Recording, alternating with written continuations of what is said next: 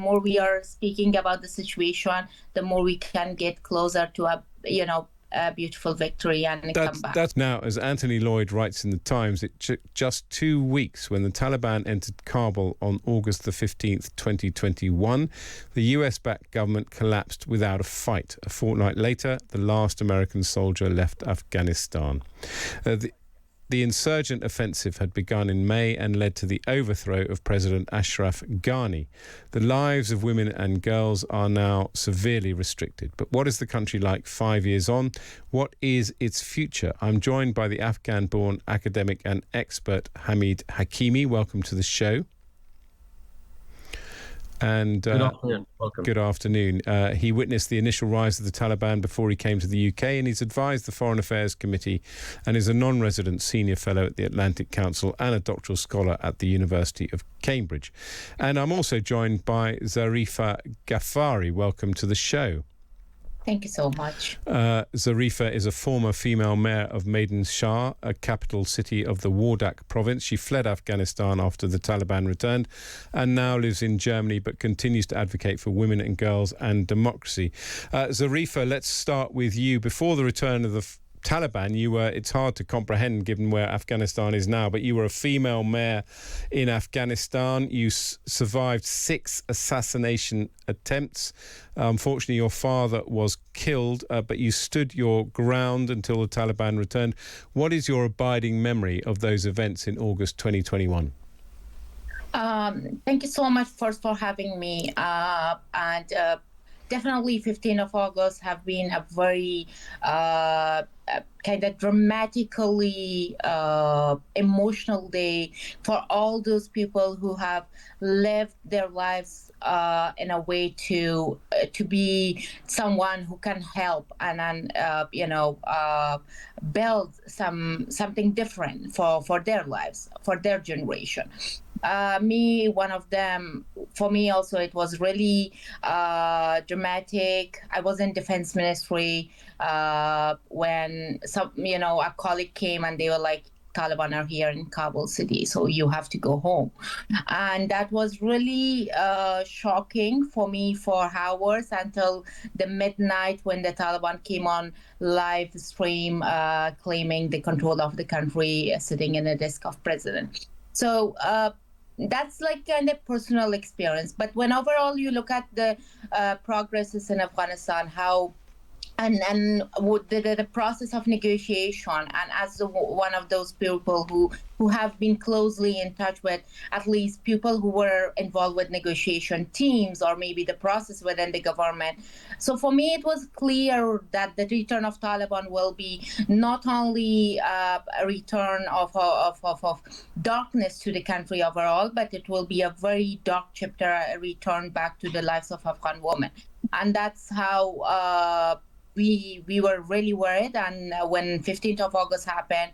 So whatever is happening right now to Afghan women in Afghanistan, that was like the same day, the same moment when we knew that they are back. We knew this will happen.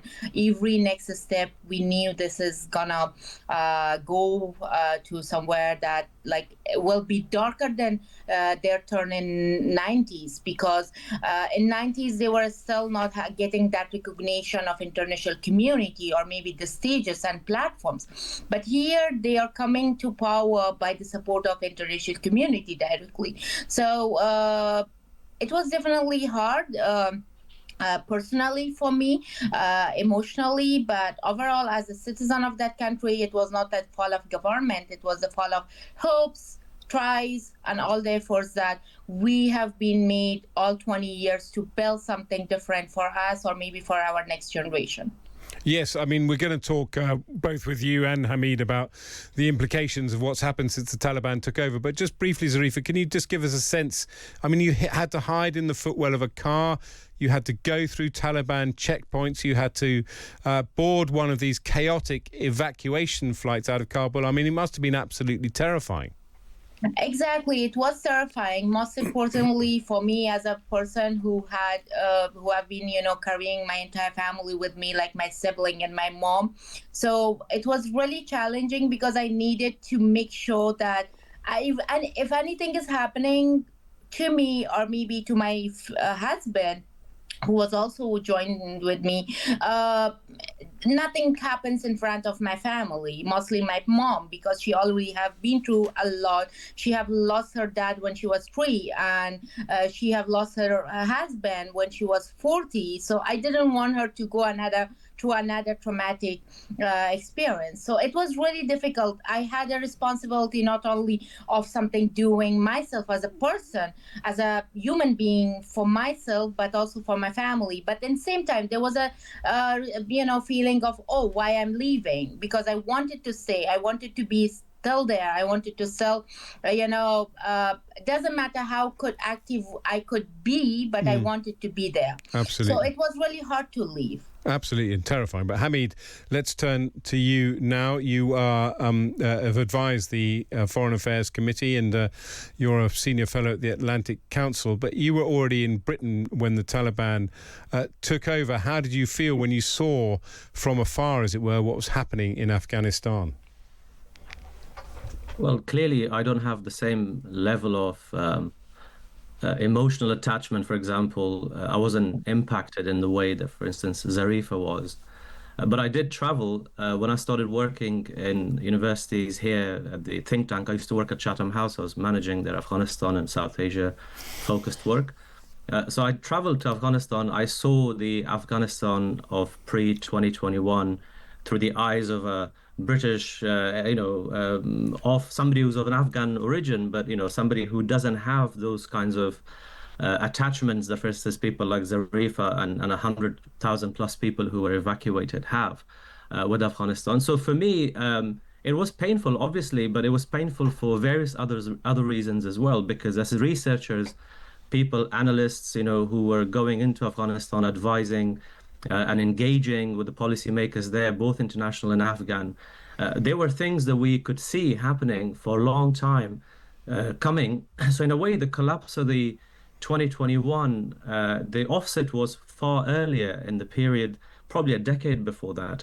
And also, I think we have to be very, here I talk as a researcher and as an academic, we have to be fair to the fact that with all the achievements that the 20 odd years had in Afghanistan, which were entirely, I would say, on the back of the Afghans who did sacrifice and the hard work with international backing, there were a lot of problems even in that period.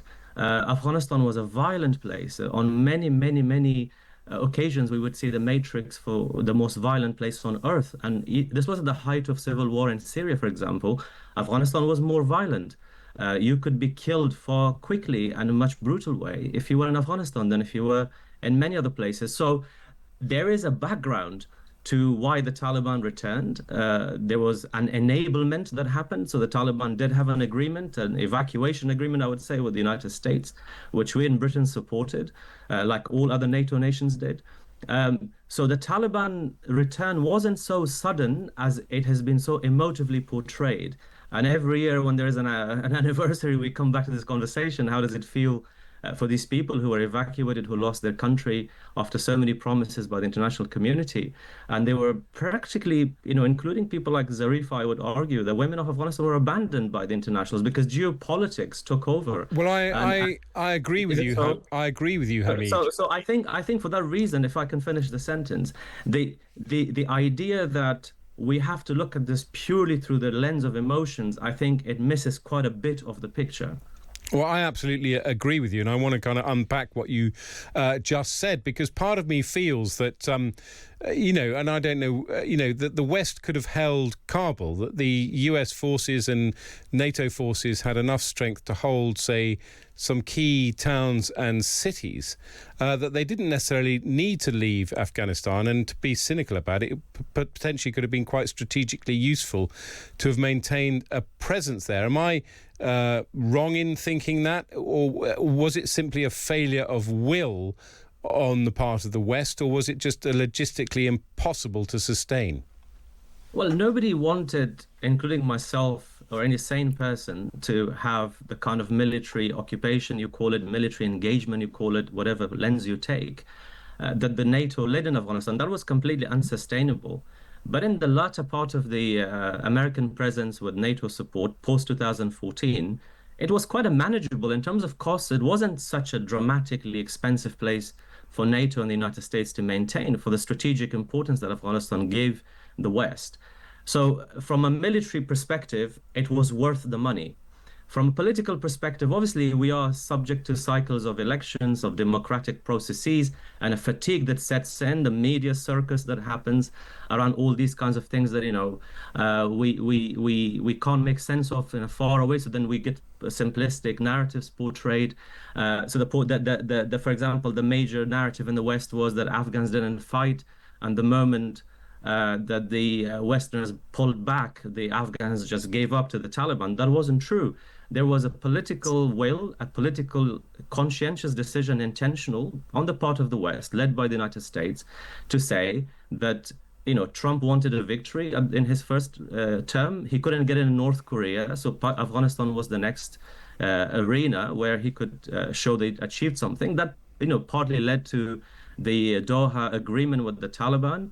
So the Taliban were enabled, whitewashed, and prepared to come. And at that point, it was kind of portrayed in the West as being a kind of an arrangement where the Taliban would come to a coalition with the Afghan government. But obviously, the Taliban had battlefield successes. The morale in Afghan government collapsed, and there was a lot of corruption in the previous Afghan government. So they couldn't hold their ground. But I think the entirety of the picture is, like all of these things, is a historical debate. It's one that it requires a longer conversation than this one. It wasn't simplistic. So for the United States to hold, let's say, Bagram Air Base with 2,500 troops and use that as a catalyst for the Taliban to behave well or leverage some influence on the Taliban behavior, I think that's a battleground conversation. But way before that, there was a political economy conversation. There was a political will conversation. And what the Western capitals led by Washington preferred to see in Afghanistan. And they kept calling it the forever war. I mean, frankly, at the end of the American presence there, just before Taliban came to power, the Americans were not being targeted that much by the Taliban. Yeah, exactly. They were targeting the Afghans. Absolutely. I mean, it was sustainable. It's so interesting what you say. Zarifa, returning to you, I mean, I hope that you're able perhaps to keep in touch with people in Afghanistan, but what you're hearing from them is presumably very bleak. What is it like now, a life to be a woman or a girl in Afghanistan? Actually, before commenting on this one, I would like to comment on whatever Mr. Hameed said. I totally agree with all those, political and geopolitical concerns and effects of this fall of Afghanistan. I totally agree about Afghanistan's fall was not just one day. The 15th of August was just a day that happened, like that everyone got, to know whatever was happening. But at the back of the scene, what was happening, it was like since years and years, the collapse was not just for the same day. Yeah. So the collapse was like already being, kind of processed to happen. It happened. It was about to happen a bit later, but then happened because the 15th of August, no one knew it. We were ready for 10th of September, as per like the negotiations processes, that something big will gonna happen. But then 15th of August was like, yes. Happening. I think we know. Definitely, that's something, everyone knows. Every Afghan who lives in that country, who have been like through the processes, they knew this and they know it. But then, like, when it comes to, how international community and geopolitics and, like, economy politics, and then Afghanistan inside political, arena is involved, and how Afghan politics themselves try to manage the situation in a way that could benefit them in somehow.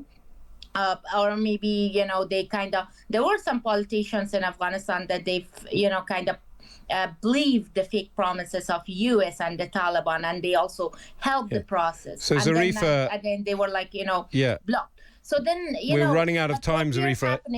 What is happening right now in Afghanistan, we are seeing now in Afghanistan, being a woman in Afghanistan is the most challenging thing, the most challenging job. Being a woman itself is challenging, but living in Afghanistan as a woman is a disaster.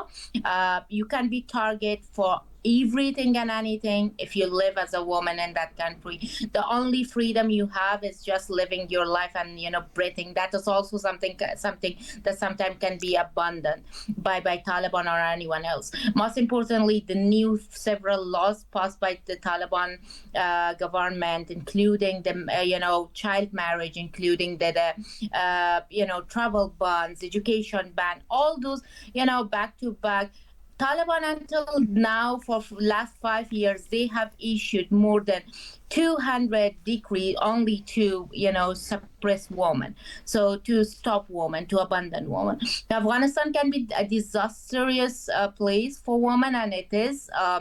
Whatever is happening right now in Afghanistan for women, I don't believe ever and ever was happening to any woman community or female community around the world anytime. And yes, that's very clearly put, Zarifa. We've run out of time, but very, very, very quickly, Hameed, any hope at all? Yes, a generational shift would happen, just like it happened after 2001. We had warlords empowered, and those warlords gave way to a new generation of Afghans. So I'm hopeful that the new generation of Afghans would take over. And also, it's very clear that the ban against women of education in particular is not supported by a massive majority of the current Taliban leadership. It's just that they run as an ideological group, so they don't want to go against their leader. That's interesting. So these are the kind of maybe quick points. And Zarifa, very, very quickly, do you have any hope for the future? Definitely, I believe, as Mr. Hameed said, the new generation of Afghanistan, the generation of hope and belief, and most importantly, I believe on ourselves as women of this country, as the